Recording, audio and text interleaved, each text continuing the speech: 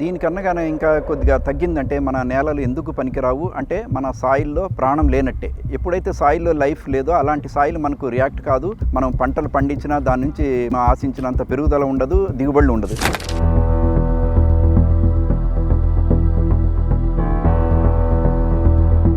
భారతదేశంలో సుమారుగా ప్రతి సంవత్సరం మనకు 500 మిలియన్ టన్స్ క్రాప్ రెసిడ్యూస్ అంటే వ్యవసాయ వ్యర్థ పదార్థాలు ఉన్నాయి. ముఖ్యంగా వరి, గోధుమ, మనకు మొక్కజొన్న, చెరకు ఇట్లాంటి దాంట్లో మనకు ఎక్కువ క్రాప్ వేస్ట్ వస్తుంది. ఇంతవరకు ఏమంటే ఈ క్రాప్ వేస్ట్ను మనము రైతులు ఎక్కువగా తగలబెడుతున్నారు. ఎందుకంటే మళ్ళీ రెండో పంటకు, రబీ పంటకు మనకు నేల తయారీ చేసుకోవాలన్నా టైం తక్కువ ఉంటుంది. ఆ తర్వాత లేబర్ కాస్ట్ ఎక్కువైపోయింది, షార్టేజ్ డిమాండ్ అయిపోయింది లేబర్తో. దానివల్ల ఏం చేస్తున్నారంటే ఈ క్రాప్ వేస్ట్ను, వ్యవసాయ వ్యర్థ పదార్థాలను పొలంలోనే తగలబెడుతున్నారు. ఈ మాదిరిగా మంట పెట్టినప్పుడు మనకు చివరిగా వాతావరణం కాలుష్యం అవుతుంది, మనకు బూడిద మిగులుతుంది. ఆ మాదిరి మనం ఎయిర్ క్వాలిటీ ఇండెక్స్ బాగా పడిపోతుంది. మనం న్యూస్లో చూస్తున్నాము, మన ఢిల్లీలో ఎంత ఘోరంగా మనం ఎయిర్ క్వాలిటీ ఎంత పూర్గా ఉందో, ఎయిర్ క్వాలిటీ ఇండెక్స్ ఎంత బాగా తగ్గిపోయిందో మనకు తెలుస్తుంది. Delhi is once again choking. Air quality has deteriorated rapidly. Emergency restrictions are back in force and daily life across the city has been disrupted. కాబట్టి దీని నుంచి మనకు అధిగమించాలంటే మనం రైతులకు ఏమంటే ముఖ్యంగా ఏమంటే బయోచార్ అంటే ఫర్ అగ్రికల్చర్ వేస్ట్ అంటే agriculture waste must be produce for the biochar. అది మనం స్లోగాన్ పెట్టుకున్నాము.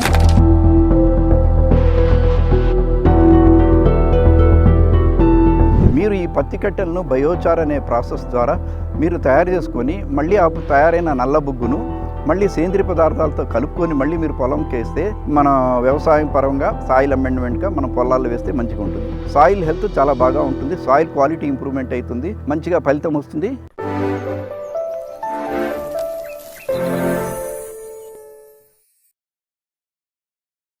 Doctor MA Arif Khan, retired senior professor, బీజేటీఏయు, హైదరాబాద్. ఈ మహాన్ కిసాన్ మేళా కన్హా శాంతివనం నందిగామ విలేజ్లో జరుగుతుంది. ఇక్కడ ఈ మహా కిసాన్ మేళాలో సుమారుగా 3000 మంది రైతులు వచ్చారు. ఈ రైతులది అవుట్ రీచ్ బాగా ఉంటుంది అనే ఉద్దేశం చేతనే నేను విశ్రాంతి ఉద్యోగంగా ఇప్పుడు ప్రోగ్రెసివ్ బయోచార్ సొసైటీ అంటే అభ్యుదయ బయోచార్ సొసైటీ రిజిస్టర్డ్ హైదరాబాద్ ఒకటి గత సంవత్సరం స్టార్ట్ చేశాము.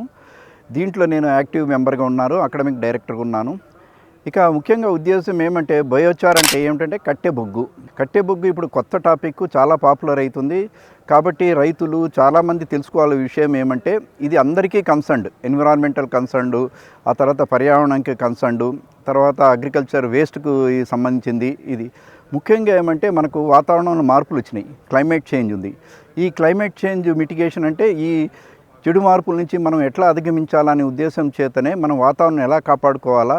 ఎందుకంటే ఇప్పుడు గ్లోబల్ వార్మింగ్ అంటున్నాము, ఈ మాదిరి ఎక్కువైన దానివల్ల మనకు చాలా అనర్థాలు కనబడుతున్నాయి. ఇంకొకటి ఏమంటే మన భారతదేశం ముఖ్యంగా వ్యవసాయ దేశం. ఈ భారతదేశంలో సుమారుగా ప్రతి సంవత్సరం మనకు 500 మిలియన్ టన్స్ క్రాప్ రెసిడ్యూస్ అంటే వ్యవసాయ వ్యర్థ పదార్థాలు ఉన్నాయి. ముఖ్యంగా వరి, గోధుమ, మనకు మొక్కజొన్న, చెరకు ఇట్లాంటి దాంట్లో మనకు ఎక్కువ క్రాప్ వేస్ట్ వస్తుంది. ఇంతవరకు ఏమంటే ఈ క్రాప్ వేస్ట్ను మనము రైతులు ఇది ఎక్కువగా తగలబెడుతున్నారు. ఎందుకంటే మళ్ళీ రెండో పంటకు, రబీ పంటకు మనకు నేల తయారీ చేసుకోవాలన్నా టైం తక్కువ ఉంటుంది. ఆ తర్వాత లేబర్ కాస్ట్ ఎక్కువైపోయింది, షార్టేజ్ డిమాండ్ అయిపోయింది లేబర్తో. దానివల్ల ఏం చేస్తున్నారంటే ఈ క్రాప్ వేస్ట్ను, వ్యవసాయ వ్యర్థ పదార్థాలను పొలంలోనే తగలబెడుతున్నారు. ఈ మాదిరిగా మంట పెట్టినప్పుడు మనకు చివరిగా వాతావరణం కాలుష్యం అవుతుంది, మనకు బూడిద మిగులుతుంది, పొగ వస్తుంది. ఆ మాదిరి మనం ఎయిర్ క్వాలిటీ ఇండెక్స్ బాగా పడిపోతుంది. మనం న్యూస్లో చూస్తున్నాము, మన ఢిల్లీలో ఎంత ఘోరంగా మనం ఎయిర్ క్వాలిటీ ఎంత పూర్గా ఉందో, ఎయిర్ క్వాలిటీ ఇండెక్స్ ఎంత బాగా తగ్గిపోయిందో మనకు తెలుస్తుంది.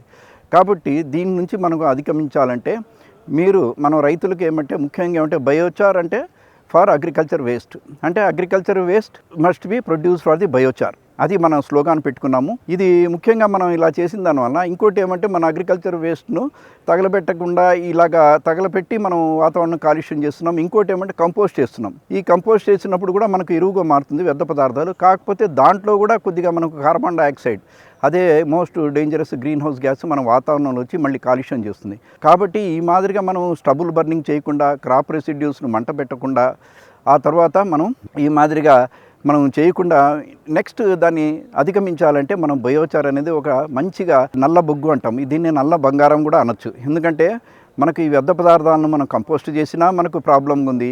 అలాగే తగలబెట్టినా ప్రాబ్లం ఇది. మూడో విషయం ఏమంటే దీన్ని బయోచార్గా చేసుకోండి అంటున్నాం. ఈ బయోచార్ అనేది చాలా సులభంగా తయారు చేసుకోవచ్చు. ఇది రైతువారి పద్ధతిలో లో టెక్నాలజీలో తయారు చేసుకోవచ్చు. ఆ తర్వాత హై మిషనరీస్తో పైరాలసిస్ అనే ఒక పద్ధతి ద్వారా మనకు ఆ కంబైనర్స్లో ఆ కంటైనర్స్లో కనుక పంపిస్తే ఒక సర్టైన్ టెంపరేచర్స్ దగ్గర ఈ క్రాప్ రెసిడ్యూస్ బర్నింగ్ అయిపోయి మాడిపోయి 5-6 గంటల తర్వాత మనకు నల్ల బొగ్గు వస్తుంది. కాబట్టి ఈ బొగ్గును అనేది మనము మళ్ళీ మన వ్యవసాయం పరంగా సాయిల్ అమెండ్మెంట్గా మనం పొలాల్లో వేస్తే మంచిగా ఉంటుంది. ఇప్పుడు రైతు స్థాయిలో మనం ఎందుకు చెప్తున్నామంటే మనకు ఎక్కువగా ఏమంటే 85% సన్నకారు మనకు బడుగు రైతులు, స్మాల్ అండ్ మార్జినల్ ఫార్మర్స్. వీరికి ఎక్కువగా ఏమంటే మనకు తెలంగాణలో చూసుకుంటే వరి, ఆ తర్వాత మనకు కాటను, మెయిజు, ఈ మాదిరిగా మనకు 3 పంటల నుంచి వ్యర్థ పదార్థాలు వస్తున్నాయి. కాబట్టి ఈ పత్తి కట్టెలను మీరు కాల్చకుండా పొయ్యిలో పెట్టకుండా లేకపోతే అలాగే వదిలేస్తేనేమో చదలు పట్టేసి కంపోస్టింగ్ అయిపోయి అట్లంతా చేసిన దానివల్ల కూడా మనకు వాతావరణం అవుతుంది. కాబట్టి మీరు ఈ పత్తి కట్టెలను బయోచార్ అనే ప్రాసెస్ ద్వారా మీరు తయారు చేసుకొని మళ్ళీ ఆ తయారైన నల్ల బొగ్గును మళ్ళీ సేంద్రియ పదార్థాలతో కలుపుకొని మళ్ళీ మీరు పొలంకి వేస్తే సాయిల్ హెల్త్ చాలా బాగా ఉంటుంది. సాయిల్ క్వాలిటీ ఇంప్రూవ్మెంట్ అవుతుంది. తద్వారా భూమిలో ఉండే రైజోస్పియర్ అంటే వేరు ప్రాంతంలో మనకు పనికొచ్చే సూక్ష్మజీవులు, దాని తర్వాత మనకు వానపాముల సంఖ్య ఎక్కువైపోతుంది. కాబట్టి ఎప్పుడైతే మనము సాయిల్ ఇంప్రూవ్మెంట్ చేస్తామో, సాయిల్ క్వాలిటీ మనకు ఇంప్రూవ్మెంట్ కనబడుతుందో న్యాచురల్గా అది పంటలకు పైర్లకు చాలా మంచిగా ఉపయోగపడుతుంది. మరి ఈ బయోచార్ అనేది మనకు తయారైన తర్వాత దాన్ని అలాగే మనం కనుక ఉంచితే అది ఫ్యూయల్ పర్పస్ కూడా ఉపయోగపడుతుంది. ఎందుకంటే దీంట్లో కూడా కొద్దిగా ఎనర్జీ సోర్స్ ఉంది కాబట్టి ఇంధనంగా వాడుకోవచ్చు. కాబట్టి మనం అగ్రికల్చర్గా సాయిల్ అమెండ్మెంట్ చేయాలనుకుంటే దాన్ని తప్పకుండా మళ్ళీ మనము ఈ సేంద్రియ పదార్థాలతో ఒక 2 వారాలు కలిపేసి దాంట్లో బెల్లం నీళ్లు కనుక చల్లుకుంటే దాంట్లో మైక్రోబ్స్ బాగా డెవలప్ అవుతుంది. ఇది అసలు బయోచార్ తయారు చేసిన తర్వాత దాని లక్షణాలు ఎలా ఉంటాయంటే ఇది చాలా బ్లాక్ కలర్ ఉంటుంది. దీన్ని పౌడర్ చేసుకుంటాము. ఇది ఎప్పుడైతే మనము ఈ టెంపరేచర్స్ దగ్గర హై టెంపరేచర్స్ మనము బర్నింగ్ చేస్తామో దీంట్లో ఉండేది ఏమంటే స్టేబుల్ కార్బనం అనేది మిగులుతుంది. దాని తర్వాత మిగతా అన్ని హైడ్రోజను, ఆక్సిజను, వోలటైల్ ఆయిల్స్ ఇట్లాంటివన్నీ మనకు ఆవిరైపోతాయి. కాబట్టి దాంట్లో కార్బనం ఒకటే మిగులుతుంది. మరి తయారైన తర్వాత మనకు ఈ బయోచార్ అనేది చాలా లైట్ మెటీరియల్ అవుతుంది, చాలా తేలిగ్గా ఉంటుంది. పోరస్ నేచర్, చాలా అతి సూక్ష్మ రంధ్రాలు ఉంటుంది. కాబట్టి నీళ్లు పీల్చుకునే శక్తి ఎక్కువ ఉంటుంది. ఆ తర్వాత వివిధ రకాలైన సూక్ష్మజీవులకు ఇది ఆశ్రయం ఇస్తుంది. అందుకే మనం ఈ బయోచార్ అన్న ఈ సద్గుణాలు.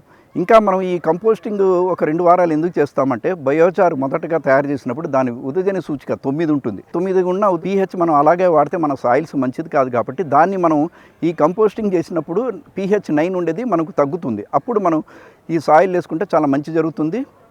ఆ తర్వాత మన ఈ కంపోస్టింగ్ చేసినప్పుడు దాంట్లో ఉండే సూక్ష్మజీవులు ఇవన్నీ మనకు ఎంటర్ అవుతాయి. కాబట్టి అప్పుడు ఈ బయోచార్ సాయిల్ అమెండ్మెంట్ చేస్తే చాలా మంచిగా ఫలితం వస్తుంది.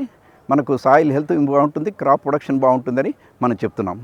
ఇప్పుడు మనకు సరాసరిగా మనకు 2 తెలుగు రాష్ట్రాల్లో చూస్తుంటే మన నేలల్లో సేంద్రియ కర్బనము యావరేజ్గా 0.3% ఉంది. ఈ 0.3% అయితే అతి తక్కువ రేటింగ్ అనమాట, అతి తక్కువ మోతాదు. దీనికన్నా కానీ ఇంకా కొద్దిగా తగ్గిందంటే మన నేలలు ఎందుకు పనికిరావు అంటే మన సాయిల్లో ప్రాణం లేనట్టే. ఎప్పుడైతే సాయిల్లో లైఫ్ లేదో అలాంటి సాయిల్ మనకు రియాక్ట్ కాదు. మనం పంటలు పండించినా దాని నుంచి ఆశించినంత పెరుగుదల ఉండదు, దిగుబడులు ఉండదు. కాబట్టి రైతు స్థాయిలో ఏం చేయాలంటే ఎక్కువగా కెమికల్ ఫర్టిలైజర్స్, అగ్రి కెమికల్స్ అంటే పెస్టిసైడ్స్, ఫంజిసైడ్స్, గుళికలు ఎక్కువ వాడకుండా దాని మీదనే ఆధారపడకుండా వీలు ఉంటే మీకు సేంద్రియ పదార్థాలు రకరకాల మనకు సోర్సెస్లో ఉన్నాయి. పశువుల ఎరువు ద్వారా కానీ లేకపోతే పచ్చిరొట్ట పైర్ల ద్వారా కానీ పచ్చి ఆకులు లేకపోతే మనకు కాన్సన్ట్రేటెడ్ కేక్స్ ఇట్లా రకరకాల ఇండస్ట్రీ వేస్ట్, ఫిల్టర్ మడ్డి కేకు, పౌల్ట్రీ మాన్యూర్స్ ఇట్లాంటివన్నీ ఉన్నాయి. అవన్నీ వేసేదానికి వీలు ఉంటే తప్పకుండా వేస్తే మన సేంద్రియ కార్బన్ పెరుగుతుంది. అలాంటిది కనుక ఛాన్స్ లేదు అనుకుంటే వివిధ కారణాల వలన కాస్ట్ ఎక్కువ అవుతుంది, లేబర్ డిమాండ్ ఉంది, లేబర్ కాస్ట్ ఎక్కువ ఉంది కాబట్టి చేయలేనప్పుడు రైతు స్థాయిలో ఏం చేయాలంటే ముఖ్యంగా మన తెలంగాణలో పత్తి కాటన్ ఏరియా ఎక్కువ ఉంది. మరి ఈ కాటన్ అనేది ఒక కాల పంట కాబట్టి 6 నెలల తర్వాత మనం పత్తి కట్టెలను అలాగే వదిలేసి మనం ఉంచేస్తాం. అలా ఉంచకుండా రైతు సోదరులు ఏమంటే పత్తి రైతులు వాళ్ళ కాటన్ స్టాక్స్ కట్ చేసి దాన్ని బయోచార్గా తయారు చేసుకుంటే చాలా అద్భుతంగా ఉంటుంది. మనకు ఈ తెలంగాణలో ఏమో కట్టంగూరు, నల్గొండ జిల్లాలో తపోవనం అనేది హై సోఫిస్టికేటెడ్లో ఒక బయోచార్ యూనిట్ స్టార్ట్ చేశారు.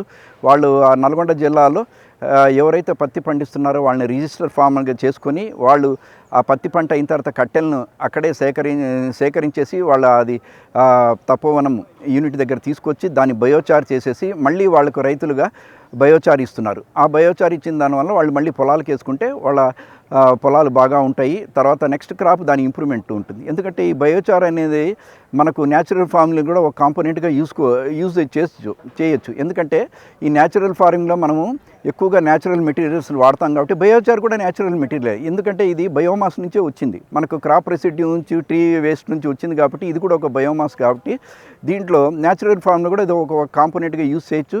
కాబట్టి బయోచార్ కూడా మనము ఈ ప్రకృతి మన వ్యవసాయంలో కూడా బయోచార్ యూజ్ చేసి మన నేలలను కాపాడుకొని మనం సేంద్రియ కర్బనం ఎక్కువ చేసుకుంటే, ఎప్పుడైతే సేంద్రియ కర్బనం ఎక్కువ ఉంటుందో మనకు పనికొచ్చే సూక్ష్మజీవులు, ఫంగస్లు, ప్రోటోజోవాలు ఇట్లన్నీ ఎక్కువైనప్పుడు లేక వానపాముల సంఖ్య ఎక్కువైనప్పుడు మన సాయిల్స్ బాగుంటుంది. కాబట్టి రైతు సోదరులు ఎక్కువగా ఏమంటే మనకు సేంద్రియ ఎరువులు ఉంటే వాళ్ళు తప్పకుండా వేసుకోవాలా. దాని తర్వాత బయోచార్ అనేది కూడా ఒక అద్భుతమైన ఇప్పుడు వచ్చిన పదార్థం కాబట్టి మీ వ్యవసాయం చేసే వ్యర్థ పదార్థాలను తగలబెట్టకుండా బయోచార్ తయారు చేసుకొని మీ పొలాలకు వేసుకోండి. మనకు ఈ బయోచార్ అనేది బొగ్గుపొడి అనేది ఎక్కువగా మన ఫీల్డ్ క్రాప్స్కు మనకు ల్యాండ్ ప్రిపేర్ చేసేటప్పుడే లాస్ట్ దుక్కిలో మనం అడుగు మందుగా వేసుకుంటే మన సాయిల్లో వేసుకోవచ్చు.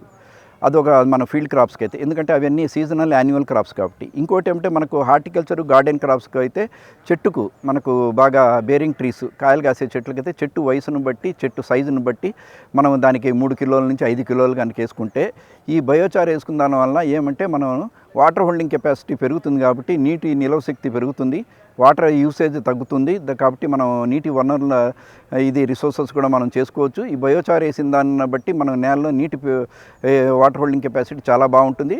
దాని తర్వాత మంచిగా సాయిల్ ఎన్విరాన్మెంట్ డెవలప్ అవుతుంది అనమాట. మనకు ముఖ్యంగా చెప్పిందంటే బయోచారు అనే ప్రోడక్ట్లో మంచిగా మనకు క్యారెక్టర్స్ ఉన్నాయి. అంటే పోరస్ మెటీరియల్, అతి సూక్ష్మ రంధ్రాలు ఉంటాయి, వాటర్ హోల్డింగ్ కెపాసిటీ ఉంటుంది కాబట్టి. ఇంకోటి ఏమంటే ఈ బయోచార్లో ఉండేదంటే స్ట్రాంగ్ అబ్జార్బెంట్, అంటే బాగా గట్టిగా పట్టుకునే శక్తి ఉంటుంది కదా. ఏదైతే ఒకవేళ మన పొలాలు ఏదైనా హెవీ మెటల్స్ ఇవి కనుక ఉన్నట్టే దాన్ని హోల్డ్ చేసి పెడుతుంది. ఇంకోటి ఏమంటే మనకు వాటర్ ఫిల్టరేషన్ కూడా పనికి వస్తుంది. మన వాటర్ కనుక సరిగ్గా లేకపోతే ఇది మనం బొగ్గుపొడి తెలుసు మనకు వాటర్ క్యాండిల్స్లో కూడా ఉంటుంది కాబట్టి, అలాగే బయోచార్ కూడా కొద్దిగా రిలేటెడ్ మెటీరియల్ కాబట్టి మనం నీటిలో కూడా వాటర్ ఫిల్టరేషన్ పెరుగుతుంది. ఇది పెరిగిన దానివల్ల ముఖ్యంగా ఏమంటే మన సాయిల్ ఎన్విరాన్మెంట్ రైజోస్పియర్ బాగా ఉంటుంది కాబట్టి మనకు nutrients availability, cation exchange capacity అంటాం. ఆ క్యాటయాన్ ఎక్స్చేంజ్ కెపాసిటీ అంటే మనకు అన్నీ ఇవే అనమాట. ఎక్కువగా పొటాషియము, ఆ తర్వాత మనకు ఈ పాజిటివ్గా ఉండే క్యాటయాన్స్ అన్నీ మనకు కాల్షియము, మెగ్నీషియం ఇవన్నీ మనకు ఈ సెకండరీ న్యూట్రియంట్స్. ఆ తర్వాత మనకు ఈ న్యూట్రియంట్ స్టేటస్ పెరుగుతుంది తప్పకుండా. కాబట్టి మనకు పంట దిగుబడి బాగా పెరుగుతుంది. ఎందుకంటే ఎప్పుడైతే ఇప్పుడు ఈ న్యూట్రియంట్ అవైలబిలిటీ పెరుగుతుందో డెఫినెట్గా మనకు పంటల దిగుబడి పెరుగుదల, దాన్ని బట్టి దిగుబడులు బాగా ఉంటాయి.